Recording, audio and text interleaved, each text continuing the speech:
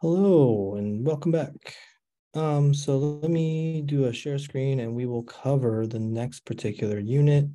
We're going to be looking at this sort of breakdown on immigration, citizenship, 14th Amendment, and Chicano Indianism.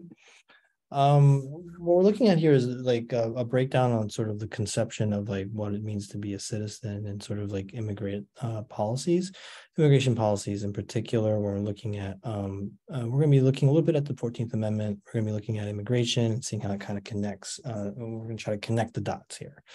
With the breakdown here, we have the legal system from 19th to the 20th century presented legal statuses to Mexican Americans due to their racial appearance. Okay, again, race plays a really big factor in terms of like sort of identity formation within the United States, particularly with people of color. We're looking at Mexican Americans, Native American, were more discriminated against than Mexican Americans who were categorized as whites. This is an example of the social construct of race, right? We're talking about how people are like passing to be more white or more to get certain advantages, right? The U.S. violating the Treaty of the Guadalupe Hidalgo during the Mexican-American War is essential to this history, and you'll see a little bit of a recap of this, right? It's an understanding in our readings, right? But it's essential to understand that the decisions made during this time also impacted Mexican Americans, indigenous communities too, where families had to make a decision in terms of like how to sort of navigate the U.S.'s racial order, so to speak. And this is a quote that I really liked from the Menchaca piece that we read. Ironically, the political privileges that the Spanish and Mexican governments had previously given people in the Southwest were abolished by U.S. racial laws. The Mexican mestizos and Indians entered a new racial caste-like order in which their civil rights were limited, given the nature of the U.S. racial system and its laws. The conquered Mexican population learned that it was politically expedient to assert their Spanish ancestry. Otherwise, they were susceptible to be treated as American Indians. I think it's really important to understand that not only did the United States sort of, not sort of follow through with the treaties, then sort of, particularly with like the geography of like what was supposed to be Mexico and what was supposed to be the United States.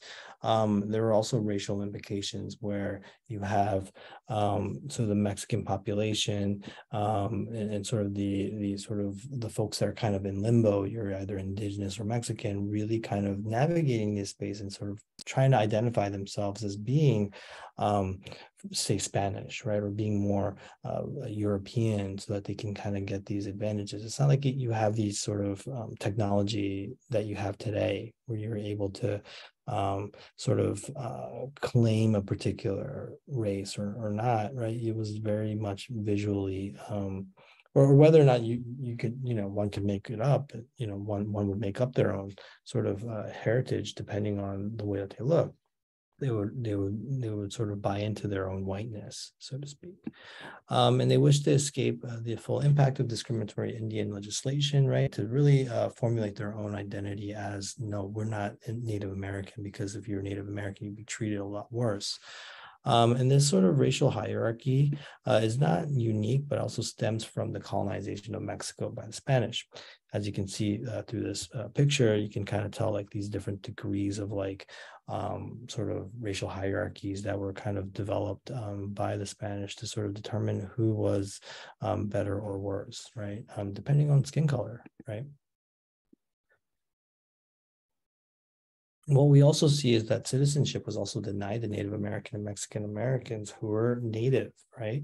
And so this was kind of a big sort of, again, challenges sort of this notion of like the 14th Amendment and 14th Constitutional Amendment, which kind of, provides these sort of rights for folks that are citizens, when in reality that was not really happening in practice. In particular, you look at how Native Americans were denied citizenship, and these sentiments also apply to Mexican Americans too. And this is not allowed yet. It was still passed, in terms of the 14th Amendment. So you have the Wong Kim Ark Act, right, which provides citizenship to the born U.S., yet we're still subject to these sort of like very vague interpretations or what it really meant to be, have citizenship, especially when you're looking at this sort of hyperlocal contextualization of what citizenship really meant. So naturalization in this sense was very difficult, right? It wasn't something that, although you see it in writing as being protected through this amendment, was really not like enacted, especially when you're looking at state and local officials trying to, navigate, trying to sort of, I think, more or less deny citizenship than to allow citizenship to happen. So Mexican Americans were considered mixed race, and therefore they were denied the privileges of whites, which included citizenship, right? So obviously, this was a path that was again in a similar light to what we see with the 13th Amendment. The 14th Constitutional Amendment really was sort of like not really sort of enacted in the way that it was, I guess, sort of at least the rhetoric or the language that was being used was to sort of allow. They were also so what you also have is segregation laws that further complicated these matters, where one's racial makeup, determined how they would be considered white or not white. So again, what we're looking at here is these racial components that really come into play, where individuals that were trying to sort of pass as white so that they could sort of earn the right to citizenship was definitely at play, even though you had this sort of change in the America's sort of constitution.